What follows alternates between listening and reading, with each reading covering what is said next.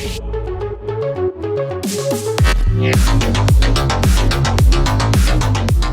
everybody, Iceman50 here. So one of the projects I've been waiting to show you guys is my friend's from my friend from California's Game Boy. We were talking and she was like, oh, you know, I'm looking to sell some stuff, and I was like, oh yeah. And she was like, oh, I got this Game Boy, you know, you know, do you want it? And I was like, you know, I fixed those, right? And she was like, no, I didn't know that. And she was, I changed my mind, I want to keep it. Because I was like, yeah, I'll buy it from you. But, you know, the fact of the matter is that, you know, it's kind of like my story, you know, her mother got this for her when she was young, and, you know, grew up with it, and it meant something to her. I mean, mine did for me, you know, coming from that era. And so she said, can you fix it? And I said, yeah, I'm sure I can fix it. You know, what's the problem? She said, oh, well, I left the batteries in, and it got the green death, you know, the green cancer. I'm like, oh, great. So, you know, it's got the, you can see it here. It's got the green crusties. You know, which I told her that's not a big deal. You know, I've got all the, I got all the pieces here. I can show you. I got all these pieces. I got, you know, buttons, and I've been fixing Game Boys for a long time. So, you know, I've got the nickel plated replacement pieces like that it needs. One of the things that there's a website that I use for Gameboy-Part, and one of the things that I saw that was interesting was a USB to Game Boy adapter, which is pretty cool because, you know, these take 6 volts, right? So 4 AA's, that's 1.5 times 3 is 6 volts. So and if you look on here, it says, you know, rating DC 6 volts, 0.7 watts. Tells you battery sum 3 times AA, comma R6 times 4. So they're just telling you it takes 4 AA's, right? So, anyways, so I got this adapter because, you know, I'm like, how can I know that this is going to work right away? I mean, we can go and clean this, and we're going to replace the pieces, but, you know, as a quick, does this thing even power on? So, this place that I go to has Game Boy plugs, and it goes to USB. You know, 5 volts is pretty close to 6. You know, it's gonna run on it, so you plug it in. And I was like, okay, if we plug this in, like, you know, since we're bypassing the battery door, right? Since we're bypassing the batteries, if it's gonna turn on, it's gonna turn on. If it's not, it's not. You know, we can go from there. So let's turn this thing on and see what we get. Now, let me zoom you in a little bit here. All right, so let's turn this on. Oh, you know, like, the first thing I can notice, we're missing lines here. This is normal without a cartridge installed, but we're missing a line here, and it looks like we're missing a couple of lines to the left, which means that we're probably gonna have to touch up the LCD connection to the motherboard. I've done this before, you know. You very carefully heat up, you know, while it's on, you very carefully heat these connections up, and you can watch the rows come back. I've done this probably 5 or 6 times, because, you know, you get Game Boys off of eBay, and, you know, same kind of thing. These all kind of suffer the same fate, right? You know, as eventually you kind of lose, what is this, rows, right? Rows up and down, columns are left and right. So we lost a row in the middle, and we've lost a couple of rows on the back. We should be able to get most of it back, if not all, right? But you know, so at least we plug it in, it turns on, it's working. I've got a Japanese Tetris. It's basically the same thing, except it's a Japanese cart. I like Japanese carts. So we can turn this off, plug this in, and let's see what we got here. You can see. So let's. It was kind of gobbledygook there, right? We're gonna work these contacts a little bit. I have like 6 Game Boys, so I know this cartridge works. All right. Okay. Let's get you zoomed in again here. All right. And let's see what happens here. There you go. See? And we got the ding. You can totally see because the LCD is supposed to go to the edge of the screen. I mean, you can see here that it's still playable or whatever, but you know, it'd be nice to get rid of that one that's kind of. Oh, you see that?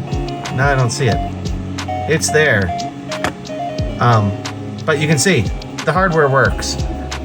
So the next step is to take this thing apart and replace some pieces. We're gonna look in here. I'm gonna give this the Retro Brite treatment. So we'll go ahead and soak this thing in a little concoction of hydrogen peroxide, xanthan gum,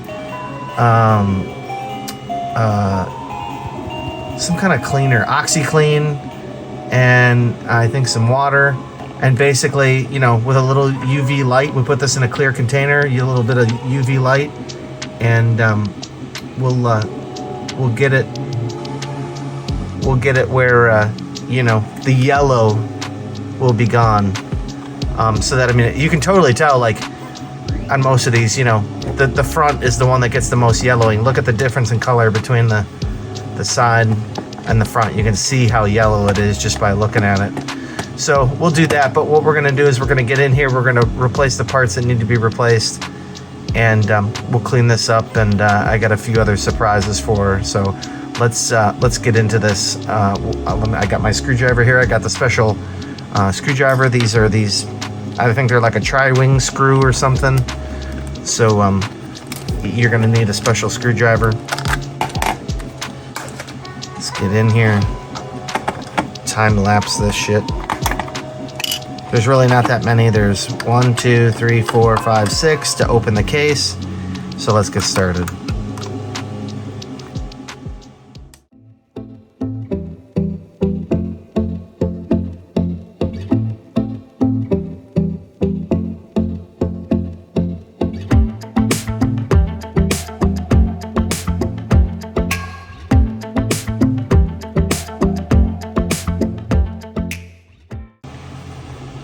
Everybody, we got her open. Now there was 2 screws that didn't come out, so we'll there's 1, there's 2, we got them. When you hear the crunch, you're there. And then when you open this up, there's a ribbon cable. See where it's connected? So we just wiggle that back and forth. So now the front's off the back, right?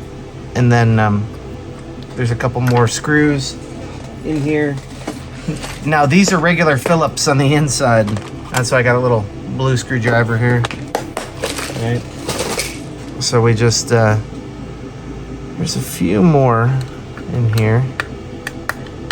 Is that?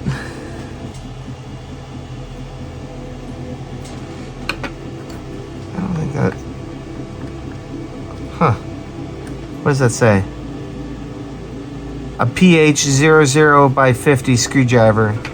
So maybe it's just a really small Phillips. I thought it was a special screwdriver, but I mean, it is, but it's just a Phillips. All right, and these on the inside are like zinc dichromate screws. They're like a yellowish color. Oh yeah, don't forget to grab you a Coors Banquet.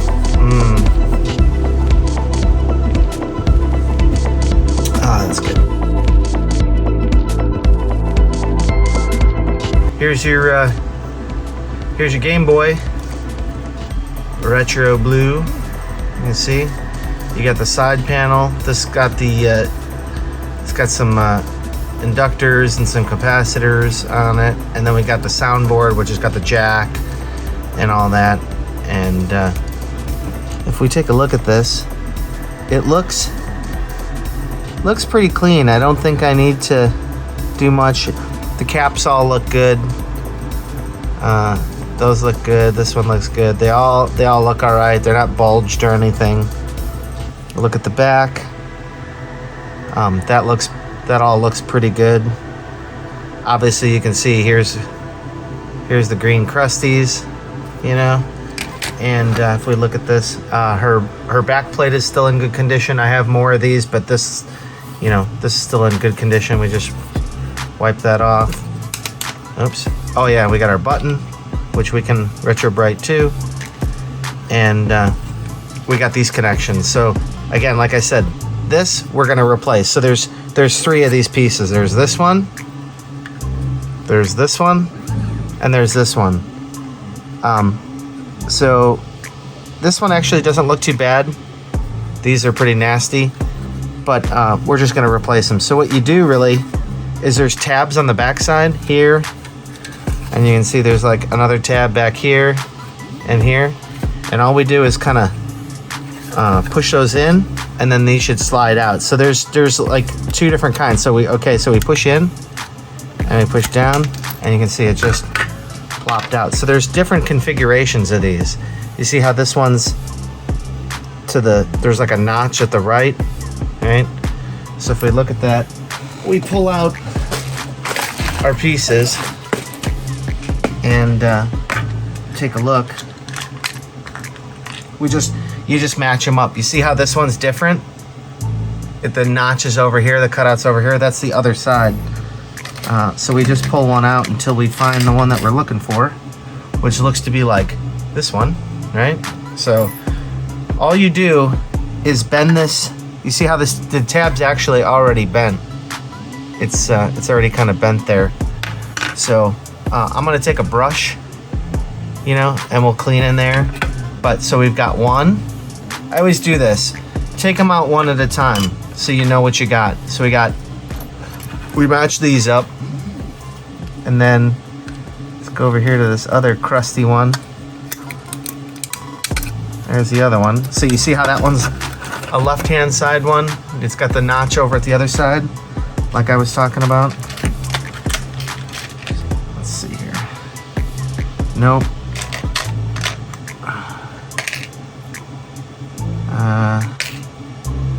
There you go. That matches up. So we got those 2, right? And then we got one more here. Let's push this in. Yikes. Push this in. Okay. And then it should just come right out, which it does. And it's another left. So it's like 1 right, 2 lefts. When I say right, left, I'm talking about the ones with the notches, right? So we gotta find another one of those. That's not it. There we go. There's another one. All right. So we got all those. We got what we need. Okay. All right. So these can go bye-bye in the trash. And we got these 3 left. So I'm gonna find a little brush. You know, we can do that when we go to Retro Brite this thing. We'll clean this. I got a toothbrush. We can clean all in there. You know, like I said. So, you know, this is your CPU board. Like I said, this looks pretty good. What we want to focus on is the LCD. So we got a bunch of screws here. We got 1, 2, 3, 4, 5, 6, 7, 8 screws, it looks like. Let's take these out.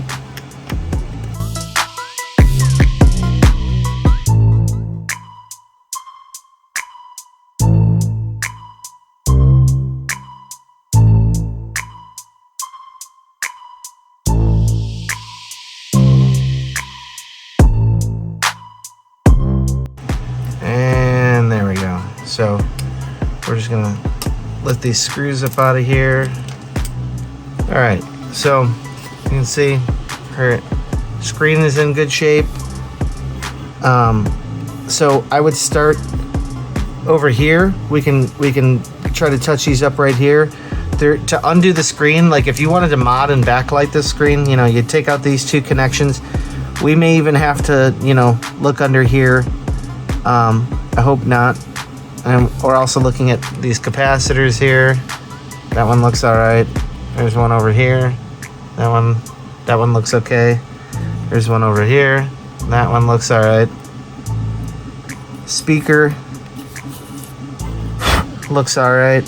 A little bit of dust on it. Again, we're gonna wipe that off. The contacts and pads look okay. Everything actually looks pretty decent. You know, we'll go ahead and we'll clean this LCD here too. There's some, you can see there's some dust and some dirt here. And let's look at our pads. Pretty dirty. These can be, you know, wiped off. I'm not seeing anything as of yet that would tell me, you know, that there's any problems. There's no rips, there's no tears, they're just a little dirty. Look at these. I've got, yeah, and you can see, look at all the crud on there. I've got replacements for all this. Look at that. 20 years of stuff on there. We can take care of that.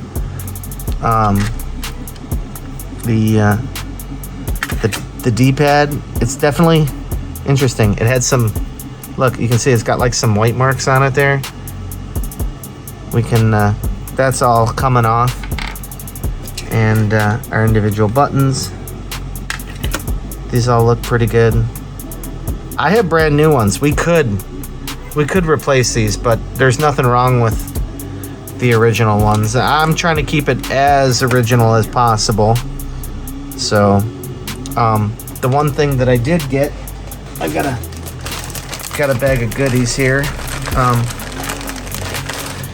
As with all of these, you know, eventually you can see the face scratches, right? You can see the scratches in here.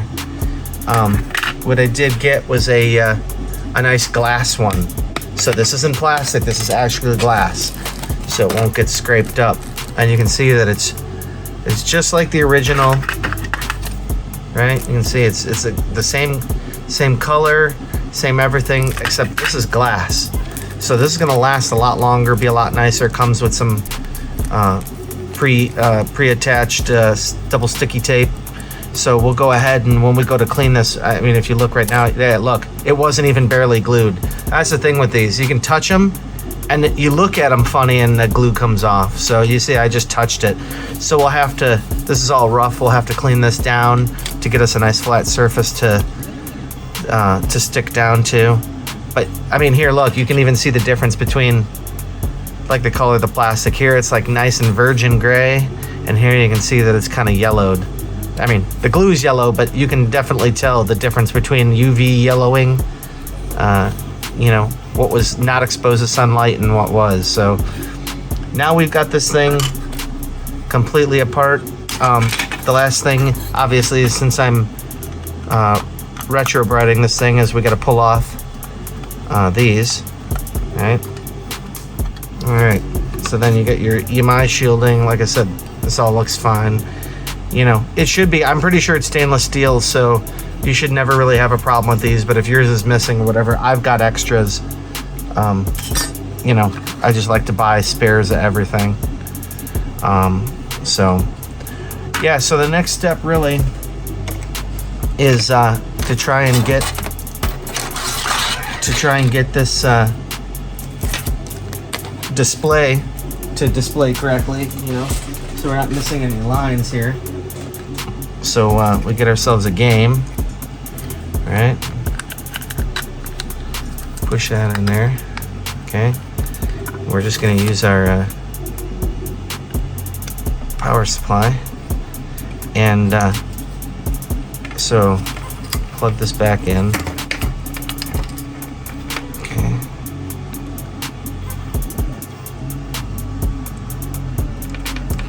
Like that.